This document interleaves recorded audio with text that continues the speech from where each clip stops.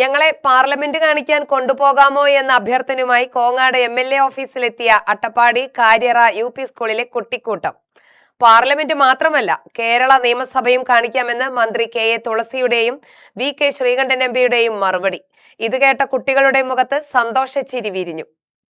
സ്വന്തമായി school bus എന്ന ചിരകാല സ്വപ്നം യാഥാർത്ഥ്യമായതിന്റെ ആഹ്ലാദവുമായാണ് അട്ടപ്പാടി കാര്യറ UP സ്കൂളിലെ വിദ്യാർത്ഥികൾ മന്ത്രിയെയും MPയെയും നേരിൽ കാണാനെത്തിയത്. VK ശ്രീകണ്ഠൻ MPയുടെ പ്രാദേശിക വികസന ഫണ്ടിൽ നിന്ന് 25 ലക്ഷം രൂപ ചെലവഴിച്ച് അനുവദിച്ച പുതിയ ബസ്സിലെ ആദ്യ ദൂരയാത്ര കൂടിയായിരുന്നു കുട്ടികൾക്കിത്. കുട്ടികളുമായി മന്ത്രിയും MPയും 1 മണിക്കൂറോളം കൂടിക്കാഴ്ച നടത്തി. തങ്ങളുടെ പഠനവിശേഷങ്ങളും നാടിന്റെ വിശേഷങ്ങളും കുട്ടികൾ പങ്കുവച്ചപ്പോൾ അവരുടെ ഭാവി സ്വപ്നങ്ങളെക്കുറിച്ച് മന്ത്രി ചോദിച്ചറിഞ്ഞു.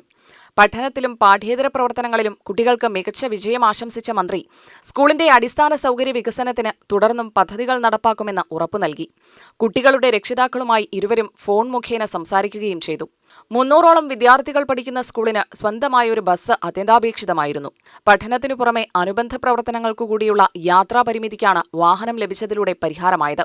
യാത്രാ സൗകര്യം മെച്ചപ്പെട്ടതോടെ ഈ അധ്യയന വർഷം മാത്രം പുതുതായി 120 കുട്ടികൾ പ്രവേശനം നേടിയതായി സ്കൂൾ പ്രധാനാധ്യാപിക പറഞ്ഞു.